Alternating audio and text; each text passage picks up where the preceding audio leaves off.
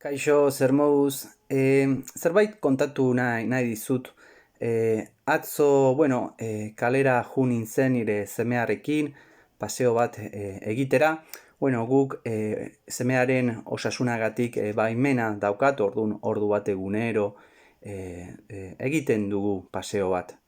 Eta oso interesgarria izan zen atzo, zeren etxera huelta ematean, kaletik, zementotik, justo nire etxearen aurrean, lore ederra bat ikusi nun. Eta, gainera hemen daukat argazkia, eta irakutziko dizuet.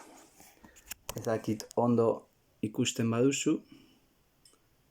Kaletik, zementotik, eta lurra pixka bat daukat, baina zementotik, kaletik sortzen da lore bat. Eta batzutan ikusten dugu, no? Lori berezi horiek.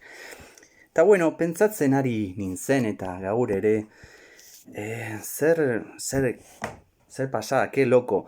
Osea, zementotik lore ederra bat sortu zen. Eta zemento agian ez da gauza oso polita, no? Ez da. Eta ez da leku egokiena lore bat sortzeko, baina gaur egun koronavirusaren egoeragatik, denak etxean egon behar du, orduan pixka bat natura bere tokia hartzen du, no? Eta zerbait jainkoak irakasten ari gaitu garai honetan, no? Eta gaur kristauok ospatzen dugu modu berezian Jesusen berpistea. Eta gaur irakurri dut berzo bat, eta hau da, beraz, Kristorena dena zorkarri berri da. Zarrarenak egin du berria sortu da. Kristorena dena zorkarri berri da. Zaharrarenak egin du berria sortu da. Jesus bizi da. Eta baina berpiztu baino lehen Jesus hil zen. Eta guruz batean. Eta Jesus hil zen gure pekatuak, gure barneko gauza txarrak, ilunak garbitzeko. Eta berarengan joaten bagara, berak barkatuko ditu gure pekatu guztiak.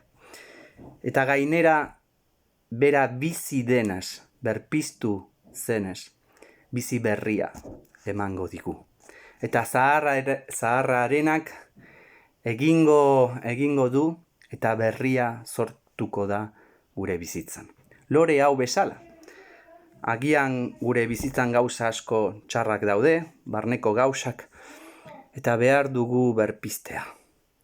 Eta hau bakarri posible da Jesusen bidez.